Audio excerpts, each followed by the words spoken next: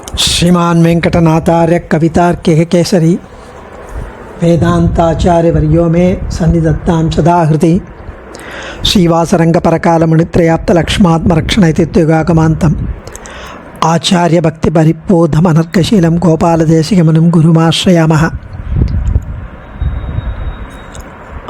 श्रीमद्गोपालार्घ्यदेशिकदयैकपात्रं प्रज्ञाविरक्तिकरुणादिगुणौघवासम् आचार्यसप्तशतीकाव्यं प्रियादरेण दत्तं श्रीगोपालार्घ्यमहादेशिकमाश्रयामः।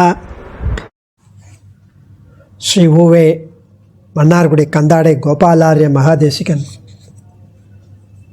அருளி செய்த ஸ்ரீமத் ஆச்சாரிய சப்தசதி அனுபவித்து கொண்டு வருகிறோம். ஆச்சாரியன் அனுகிரகம் வேதாந்த தேசிகனுடைய திவ்ய சரித்திரத்தை பற்றிய ரொம்ப ஆச்சரியமான ஸ்தோத்திர கிரந்தம். அதில் ஆதிவராக க்ஷேத்திர காண்டம்னு 3வது காண்டம். அந்த காண்டத்தில் வேதாந்த தேசிகன் திருமலை பயணம் க்ஷேத்ராடனம் போய் அங்கே எப்படி திருமலை ஸ்ரீனிவாசனை மங்களாசாசனம் செய்து அனுபவிக்கிறார் அப்படிங்கிறத பற்றின ரொம்ப கவிநயம் மிக்க காவிய ரசத்துடன் எழுதப்பட்ட ஸ்லோகங்கள். நேற்றைய தினம் 273 ஸ்லோகம் வரைக்கும் அனுபவித்தோம். அந்த மலையில் ஓடும் நீரோடையை பற்றி அடுத்தது அனுபவிக்கலாம். 274 தரவோ மருத்தூதாக குசுமோத்கர ரூபமஸ்ருவிகிரந்தः பவபயஹர விருக்ஷ தரணீதர தடஜனி லாபதோ நடந்தீவ தரவோ மருத்தூதாக தரவோ மரு உத்தூதாக மர் உத்தூதாக குசுமோத்கர ரூபமஸ்ருவிகிரந்தः பவபயஹர விஷதரணீதர ஜட தடஜனி லாபதோ நடந்தீவ. அந்த மலையில் நிறைய மரங்கள், காடு மாதிரி மரங்கள் மலைகள் மேலே. அதில் அவர் அது கிட்ட போகும்போது அந்த மலையை பார்க்கும்போது அந்த மரங்களை பார்க்கும்போது காற்றினால் தலையசையும் அந்த மரங்கள், அந்த இலைகள், அந்த கிளைகள் அதெல்லாம் அப்படியே அசையிறது. அது அசைவதை பார்த்தால் ஏதோ நடனமாடுவதைப் போல இருந்தது அவருக்கு. அது இல்லாமல் அந்த அசையும் போது அந்த மரத்துலேருந்து கிளைகள்லேருந்து இலைகள்லேருந்து பூக்கள் விழுகிறது. பூக்கள்லாம் அப்படியே கொட்டுறது அந்த காற்றுல. அந்த பூக்கள் சொரியும் போது அப்படியே நிலத்தில் சொரியும் போது கண்ணீர் வடிப்பது போல இருந்தது. அந்த பூந்தாதுக்களை, பூவோடு இருக்கிற அந்த பாலன் பார்ட்டிகிள்ஸ், அந்த பெட்டல்ஸ் அதெல்லாம் விழருது. அப்போ அதே கண்ணீர் சொரிபவை போல இருந்ததா, கண்ணீர் டியர்ஸ் வரா மாதிரி இருந்தது. நடனமாறுது சரி, ஆனால் எதுக்கு அழணும்? அந்த விஷாத்ரி மலை அவர் தெரிவிக்கிறார் சம்சார பயத்தை போக்கும். அந்த மலையை தரிசனம் பண்ணாலே சம்சார பயத்தை போக்கும். அந்த மலையில் பிறந்த மரங்கள், இந்த மலையில் இருக்கும் இந்த மரங்கள், இந்த மலையில் வசிக்கும் சுவாசிக்கும் உயிருடன் இந்த மரத்தில் இந்த மரங்கள் இந்த மலையில் இருப்பதே ஒரு பெரிய பாக்கியம், பரம பாக்கியம். இவை இந்த மரங்கள் மிகவும் பாக்கியசாலிகள் என்கிறார் சுவாமி. ஏன் அது அழறது அப்படின்னா, இந்த பாக்கியத்தை நினைத்து நினைத்து ஆனந்த கண்ணீர் வடிக்கிறதா. அதுவும் குலசேகர ஆழ்வாருடைய திருவுள்ளம் சுவாமிக்கு, இங்கே கோபாலார்ய மகாதேசிகனுக்கு கம்பமத யானை கழுத்தகத்தின் மேலிருந்து இன்பமரும் செல்வமும் இவ்வரசும் யான் வேண்டேன் எம்பெருமான் ஈசன் எழில் வேங்கட மலைமேல் தம்பகமாய் நிற்கும் தவமுடையன் ஆவேன். அது இல்லாமல் ஒன் பவள வேளை உளவு தன் பார்க்கடலுள் கண் துயிலும் மாயோன் கடலினைகள் காண்பதற்கு பண்பகரும் வண்டினங்கள் பண்பாடும் வேங்கடத்து செண்பகமாய் நிற்கும் திருவுடையேன் ஆவேனே. இந்த மாதிரி ஒரு கம்பமாய் ஒரு ஸ்தம்பமாய் அந்த மலையில் இருக்கும் தவமுடையவன் ஆவன். நான் தபஸ் பண்ணியிருக்கணும் அந்த மாதிரி ஆவதற்கு. செண்பகமாய் நிற்கும் திருவுடையனாவேனே. அது அந்த அந்த என்ன சொல்கிறது, அந்த செல்வம், அந்த கைக்கரிய செல்வம், செண்பகமாய் நிற்கும் அந்த செல்வம் எனக்கு கிடைக்கணும் அப்படின்னு ஆழ்வார் அங்கே அனுபவிப்பதை இங்கு தெரிவிக்கிறார். அந்த அந்த ஆழ்வார் அனுபவித்த மாதிரியே இங்கே மரங்கள்லாம் பாக்கியசாலிகள். இன்னொரு வெர்ஷன் இந்த ஆச்சாரியர்கள்லாம் சொல்லுவார், இந்த திருவேங்கடமலையில் இருக்கும் ஒவ்வொரு ஜந்துவும் ஒவ்வொரு அச்சேதன பொருளும் எல்லாம் சாட்சாத் நித்திய சூரிகளே இங்கே இருப்பா அப்படின்னு. இந்த மாதிரி உருவங்கள் எடுத்து பெருமாள் கூட இருக்கணும் அப்படிங்கிற பாக்கியத்தை, கைங்கரியத்தை, அனுபவத்தை பெறுவதற்காக இங்கே இருக்கா அப்படின்னு. அது அங்கே திருமலையில் மட்டும் இல்லை, ஸ்ரீரங்கத்திலையும் அப்படி தான், திவ்ய க்ஷேத்திரங்களில் அப்படி தான். அடுத்த ஸ்லோகத்தில் சானுனிதஸ்ய நிஷன்னம் சஜலம் ஜலதம் தட்டித்வந்தம் தூராத் திருஷ்ட்வா வெங்கடகுருராட் பக்தியா பிரணந்து மாரபத சானுனிதஸ்ய நிஷன்னம் சஜலம் ஜலதம் தட்டித்வந்தம் தூராத் திருஷ்ட்வா வெங்கடகுருராட் பக்தியா பிரணந்து மாரபத. அந்த சிகரத்தில், அந்த மலையில் நீர் நிறைந்த மேகம், அப்படியே நீருண்ட மேகம், கருத்த மேகம், மலை மேலே முகட்டில், மலையின் முகட்டில், மலையின் உச்சியில் கருத்த மேகங்களும், அந்த மேகத்துக்கு நடுவிலே மின்னலும் தோன்றுகிறது. அதை தூரத்திலிருந்து வெங்கடநாதன், நம்ம ஆச்சாரியன், வேதாந்த ஆச்சாரியன் பார்க்குறார். பார்த்த உடனே அவர் அப்படியே பக்தி செறிவால், பக்தியால் பரவச மேலிட்டு தண்டனிட்டு வணங்கத் தொடங்கினார். அப்படியே சேவிக்கிறார், ரொம்ப அழகாக உடனே சேவிக்கிறார். ஏன் அப்படி சேவிக்கிறார்? ஒரு மலையை பார்த்து, ஒரு மேகத்தை பார்த்து, மின்னலை பார்த்து யாராவது சேவிப்பாளோ அப்படின்னா அதுதான் பக்தி. அவர் அப்படி பார்த்த உடனே அவருக்கு என்ன தோணித்தோ சேவிக்கிறார். அது என்ன தோணித்து என்பதை அடுத்த ஸ்லோகங்களில் சுவாமி அனுபவிக்கிறார். சாபல கில நகி கமலா ஜலதோயம் நைவ ஜலசாக்ஷः சாஹஸ்ராக்ஷாபாஸ்சித்ர வைக்ரக்ஷ்ய மாலிகா நைஷா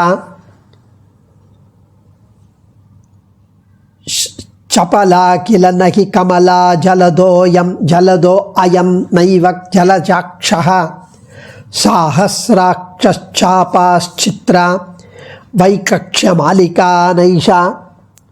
அதில் சொல்கிறார், அவர் சேவித்ததும் அவருக்கு நீலதோயத மத்தியஸ்தா வித்யுல்லே கே பபாஸ்வரா அப்படின்னு ஸ்ருதி வாக்கியத்தின்படி அந்த அந்த நீல மேகம், அந்த கருண்ட மேகத்துக்கு நடுவில் மின்னல் எப்படி இருக்குன்னா, திருக்கண்டேன் பொன்மேனி கண்டேன் ஹிரண்யவர் நாம் ஹரிணேம் சுவர்ணரஜதஸ்வஜாம்.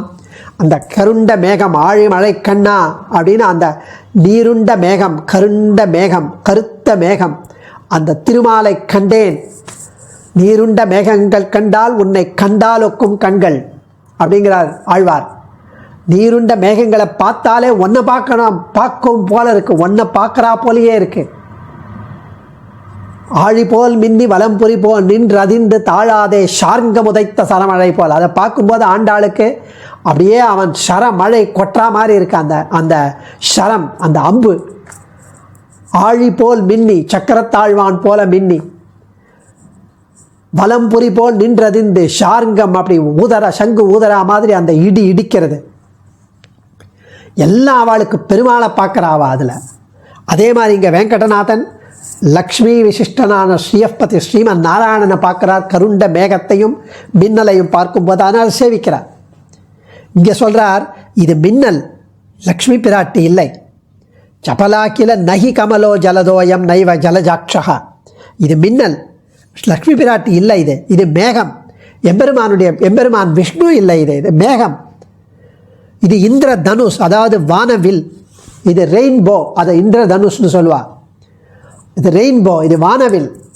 இந்திரனுடைய சகசிராட்சகா அல்ல, 1000 கண்கள் அல்ல. இந்திரனுக்கு 1000 கண்கள்னு அகல்யா சரித்திரத்தில் வரும், அகல்யா சாபத்தில்.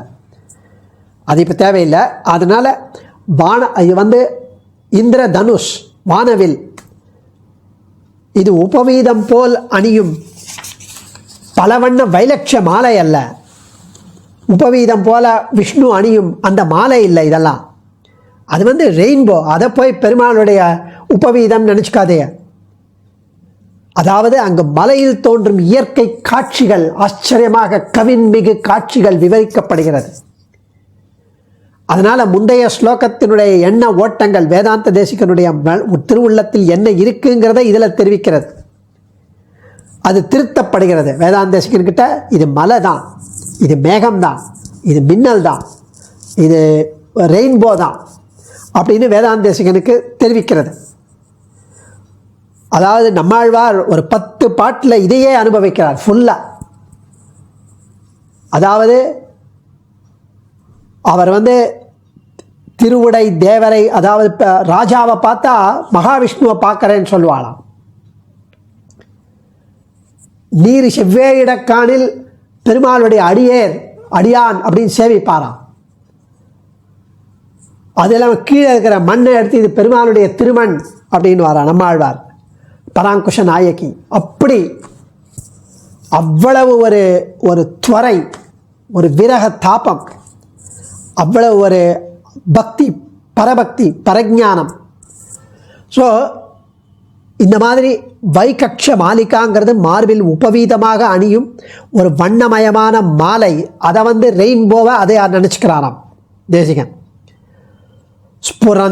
ஸ்புரத்தீந்திர கோபநிகரோ நேதம் சௌதர்ஷன பிரபா பட்டலம் பிசகண்டயுபகண்டசரீன பஞ்சஜன்யோ ரமாசகாயஸ்ய.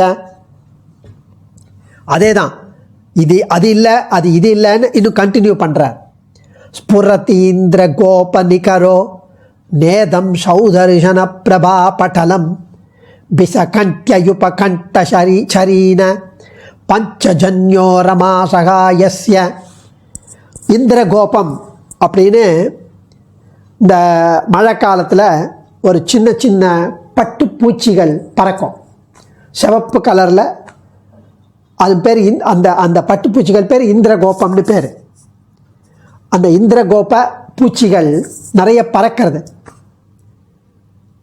அது பறக்கும்போது அந்த பூச்சிகளுடைய குவியல், அந்த குரூப் ஆஃப் பட்டுப்பூச்சிகள், அது வேதாந்த தேசிகன் நினச்சிட்டு இருக்கார். அந்த சுதர்சன சக்கரத்துடைய ஒரு ரேஸ் ஆஃப் லைட் அந்த சுதர்சன சக்கரத்திலிருந்து பிரதிபலிக்கும் பிரதிபிம்பமான ஒளிவண்ண படலம் அப்படின்னு நினச்சிட்டு இருக்கார்.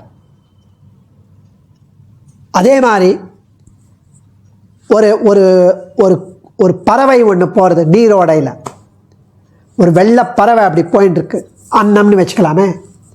அந்த நீரோடையில் அப்படி மெதுவாக ஸ்விம் பண்ணிட்டு போயின்னு இருக்கு ஒரு ஸ்வான், ஒரு அன்னம் இல்லை கொக்கு. அது பாஞ்சஜன்யம் என்ற சங்கு இல்லை அப்படிங்கிற. அதாவது எம்பெருமான் திருமேனி சௌந்தரியத்திலேயே அனுபவித்து ஆழ்ந்திருந்து ஆழ்வார்கள் போல ஆழங்கால் பட்டு அப்படியே கண்ணீர் மல்க இந்த இயற்கை வளங்களையே பெருமாள் என்று நினச்சி கொண்டிருக்கும் வேதாந்த தேசிகருக்கு இயற்கை காட்சிகளும் எம்பெருமானின் திருக்கோலங்களாகவே பிரதிபலிக்கிறது என்பது இங்கு தத்துவம். அது இல்லை அப்படின்னா அது இல்லை இருந்தாலும் அது அவருக்கு அப்படி தோன்றுகிறது. அவ்வளவு பக்தியில் ஊறி இருக்கிறார் சுவாமி. எப்போ சேவிப்பேன்னு பார்க்கும் இடமெல்லாம் கண்ணன். அவருக்கு எங்கே பார்த்தாலும் அவனுக்கு கண்ணன். கருண்ட மேகத்தை பார்த்தால் கண்ணன், மின்னலை பார்த்தால் லக்ஷ்மி, வானவில்லை பார்த்தால் அவனுடைய பூனலோ அப்படின்னு தெரிகிறது. அந்த இந்திரகோபம், அந்த பட்டு பூச்சிகள் பறப்பதை பார்த்தால் அது சுதர்சன சக்கரத்தின் ஒளி கற்றையோ, அந்த நீரோடையில் நகரும் கொக்கை பார்த்தா அது பாஞ்சஜன்யமோ என்று இப்படி சௌந்தரியத்திலேயே திளைத்திருக்கிறார் சுவாமி. ஸ்பூர்ஜதுரேஷ நதஸ்யாராவசுரவைரி சர்வகர்வஹரஹ கைரிகமப்ரகமப்ரே சாநித்யாத் பாதினாம்பரம் சௌரேஹே. ஸ்பூர்ஜதுரேஷ நதஸ்யாராவசுரவைரி சர்வகர்வஹரஹ கைரிகமப்ரகமப்ரே சாநித்யாத் பாதினாம்பரம் சௌரேஹே.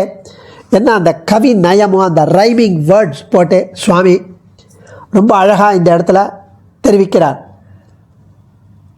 அதே மாதிரி இது இடி முழக்கம், இடிக்கிறது. அது பாஞ்சஜன்யத்தின் சப்தம் அல்ல, அசுரர்களின் முழு பெருமையையும் கர்வத்தையும் ஆணவத்தையும் அடிக்கும், அழிக்கும், அடக்கும் பாஞ்சஜன்யத்தின் சப்தம் இல்லை. இது இடி முழக்கம்தான். மலைகள் அருகில் இருப்பதனால அந்த மேகத்தில் மேலே ஒரு மாதிரி பிங்கிஷ் கலரில் இருக்கு, மஞ்சள் கலர்லேயும் மஞ்சளும் பிங்க்கும் கலந்த ஒரு ஒரு மைக்கா மாதிரி இருக்குது. மைக்கான்னு ஒரு சப்ஸ்டன்ஸ், அந்த மேகத்தில் பிரகாசிக்கும் மைக்கா அதை போய் மேகசியாமம் பீத்த கௌசேயவாசம்னு எம்பெருமான் விஷ்ணுவின் மஞ்சள் நிற பீதாம்பரம்னு சுவாமி நினச்சிட்டு இருக்கார். அது மேகத்தில் இருக்கிற அந்த மஞ்சள் கலர்லேயும் மஞ்சளும் சிவப்பும் கலந்த அந்த அந்த அந்த மேலாடை போல இருப்பது மேகசியாமம் பீத்த கௌசேயவாசம்னு, கருண்ட மேகசியாமம், அந்த கண்ணனுடைய பீதாம்பரம், பட்டு பீதாம்பரம், மஞ்சள் பீதாம்பரம், அதை நினைத்து கொண்டிருக்கிறார். இந்த மைக்கா போல இருக்கிற மேகத்தில் பிரகாசிக்கும் அது. இந்த மைக்கா என்றது ஒரு ரசாயன பொருள், ஊதா நிறத்தில் இருப்பது. அவை மலைகளின் மீதே படரும். அந்த படர் வண்ணம் மேகத்தில் பிரதிபலிக்கும். அப்போ அது மஞ்சள் நிறமாய் ரிஃப்ளெக்ட் ஆகும், பிரதிபலிக்கும். இதை ரொம்ப அழகாக அந்த கவி நயத்துடன் எக்ஸ்பிளைன் பண்ணுறார் சுவாமி. அடியேன் ஆச்சாரியன் திருவடிகளே சரணம். கவிதார்க்கிக சிம்ஹாய கல்யாண குணசாலினே ஸ்ரீமதே வெங்கடேஷாய வேதாந்த குரவே நமக.